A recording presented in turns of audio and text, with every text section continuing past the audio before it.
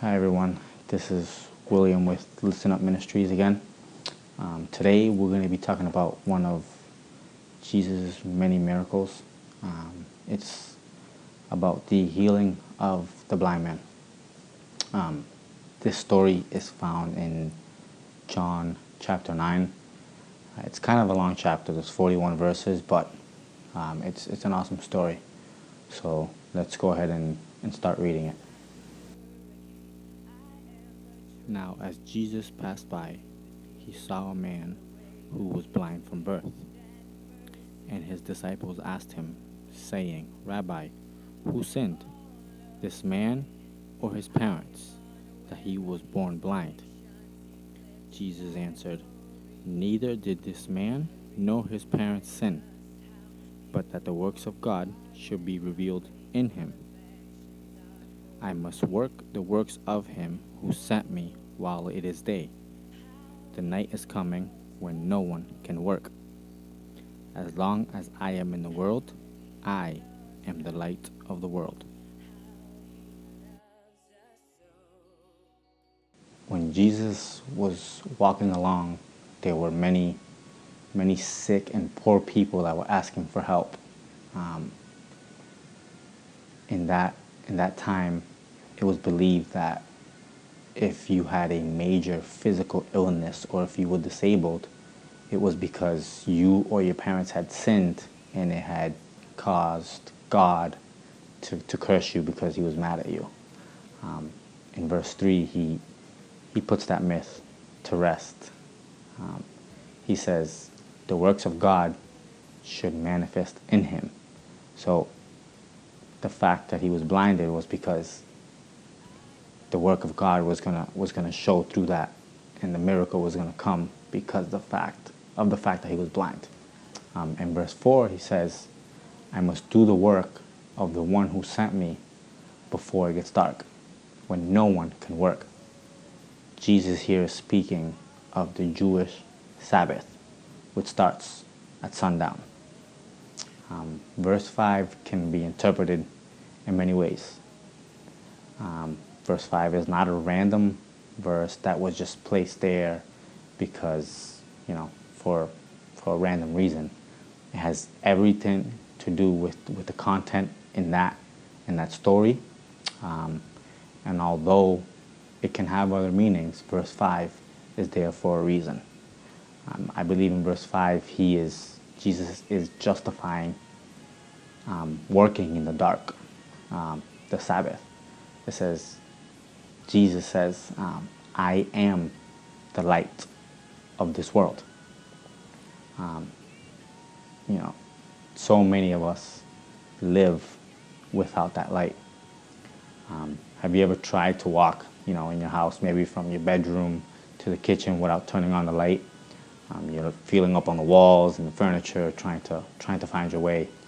And it isn't until you actually turn on the light that you can see clearly where everything is, and you can see where you're going. Let's read a little bit more. When he had said these things, he spat on the ground and made clay with the saliva, and he anointed the eyes of the blind man with the clay.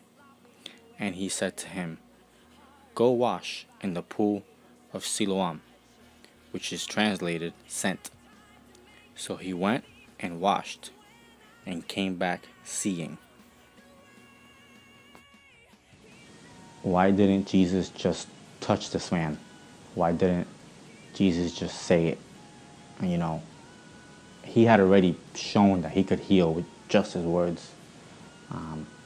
If a man came up to you and asked you to place spit with mud on your eyes, would you let him? This blind man did, which is pretty miraculous in itself. Because I don't know if I would have done that. Today in society we see that as disgusting, right? But why did he use the dirt? Maybe he used that dirt because Adam was created from that very dirt that Jesus used. Maybe Maybe Jesus used that clay because in Isaiah 64:8 it says, "We are the clay, and you are our potter."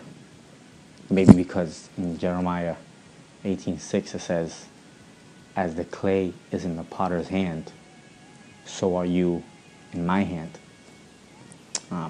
The pool that Jesus sent the man to, the pool of Siloam, at one point was the only fresh water source within the walls of Jerusalem. The water within that pool was used in the Feast of the Tabernacles, which is found in Psalms chapters 113 through 118. Now, most of us don't know the story past this point. We only know of the miracle that Jesus healed the blind man, and that's it. But in fact, the real miracle happens after this point. From this moment forward, from the moment that that blind man opened his eyes and was able to see, something started to happen. Let's read a little bit more. Therefore the neighbors and those who previously had seen that he was blind said, "Is not this he who sat and begged?" Some said, "This is he." Others said, "He is like him." He said, "I am he." Therefore they said to him, "How were your eyes opened?" He answered and said, "A man called Jesus made clay and anointed my eyes, and said to me, 'Go to the pool of Siloam and wash.' So I went and washed and received sight." Then they said to him, "Where is he?" He said, "I do not know." They brought him who formerly was blind to the Pharisees. Now it was a Sabbath when Jesus made the clay and opened his eyes. Then the Pharisees also asked him again how he had received his sight. He said to them, "He put clay on my eyes, and I washed, and I see." Therefore some of the Pharisees said, "This man is not from God, because he does not keep the Sabbath." Others said, "How can a man who is a sinner do such signs?" And there was a division among them. They said to the blind man again, "What do you say about him, because he opened your eyes?" He said, "He is a prophet."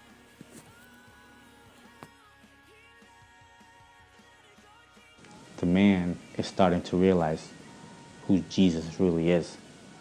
In verse 11, the man says, "A man called Jesus."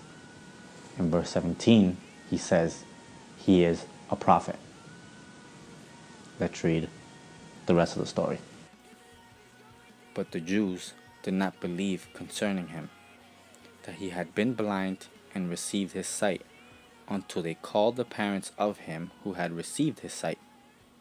And they asked them, saying, "Is this your son, who you say was born blind?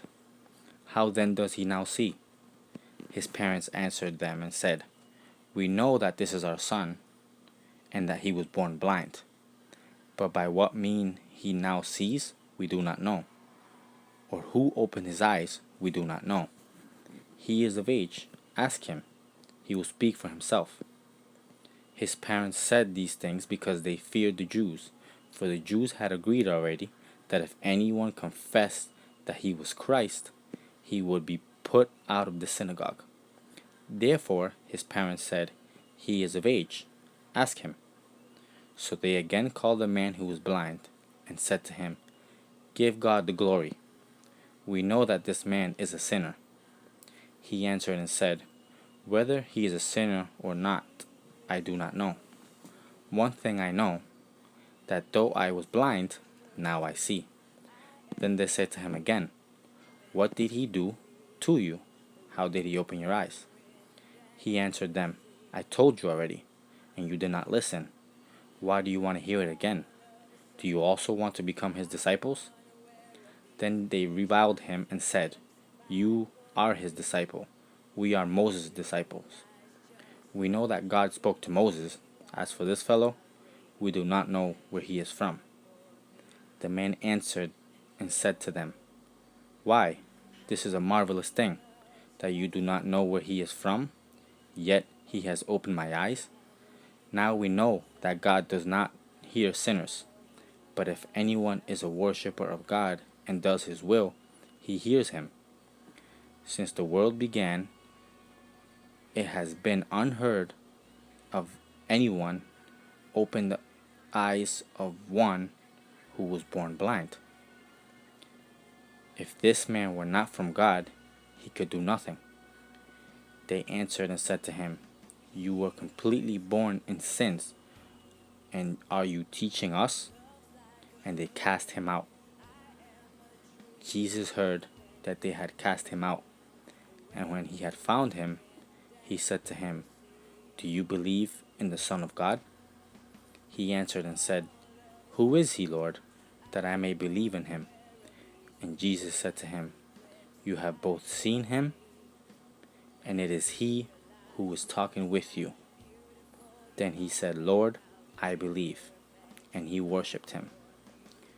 And Jesus said, For judgment I have come into this world, that those who do not see may see, and that those who see may be made blind. Then some of the Pharisees who were with him heard these words and said to him, Are we blind also? Jesus said to them, If you were blind, you would have no sin. But now you say, We see. Therefore, your sin remains. We have just seen a complete transformation of this man. This man went from not knowing Jesus to preaching about him. Although in the beginning he did not know Jesus, he had faith. Otherwise, why would he let him put that spit with clay in his eyes? Why would he go to that pool that Jesus sent him to? So let's talk a little bit about the differences between that blind man and the Pharisees. The difference was Jesus. The blind man had Jesus. Most of us, though, are just like those Pharisees. We create our lifestyles with what we perceive as the truth. Just like those stubborn Pharisees, we convince ourselves of these certain truths. We shape and operate our lives according to these truths. We chase a lot of things. We worship things like money, power, success, fame, even things like perfect families, perfect relationship. We do these things to try to fulfill our purpose of our existence. We think that's our purpose in life. We think that that's going to fill our void and help us get to where we want. In fact, the truth is that none of these things ever deliver what they promise. There will come a time that you realize that you have no idea what truth really is. There will come a time when you realize that you have hurt yourself and those around you. There will come a time when you will realize how stubborn you are and how you need to get past that. At that moment of realization, you'll want to know what the real truth is. Without Jesus, we are blind, and we are unable to see the truth. Just like when you turn on that light when you're walking through your house that's dark, that's what Jesus does for us. That's what Jesus provides for us. He provides that light so that we can see. At the end of this story that we just read, Jesus says, I have come to give light to the blind. Now, this here is important. The lost ones of this world are not the bad people. The lost ones of this world are the proud people. Those proud ones that think they have it all figured out, the proud ones that think they know their own truth, those are the ones that are lost. We must all do a complete wipe of what we think truth is. Let's remember that Jesus is the only truth. In the beginning of chapter 9, that man that was blind was in the streets. He didn't have anything. He didn't have, he was begging for money, for help. What he got was far more valuable than anything materialistic that anybody could have given him. Now, to some, those materialistic things are more important, and they matter more. And today, I ask you this. If you woke up tomorrow morning and you realized that everything you had lived to this point was a dream, that it was fake, how would you feel? That everything that you had worked for, that you had accomplished, was gone, how would you feel? That's exactly what we're living today. This is a temporary life, and everything that you have today will someday be gone. I know most of us have seen at least one of the Matrix movies, and I like to use this comparison a lot. This life that we live is in a way is like those movies, in that whatever you do in one life, in one world, would affect the other one. So basically, whatever we do here will affect the outcome of our life, of our life in heaven. So I ask you today, what do you want to do? Do you want to know the real truth? Do you want to come to the truth? Do you want Jesus to be that light? Do you want Jesus to show you, to take that blindness away from you? If you do, all you have to do is accept Him as your Savior and allow His Holy Spirit to work within you. All right, so that's all I have for you today. I hope this message has touched somebody. If you guys have any questions or anything, feel free to reach out. All right, so God bless. Take care.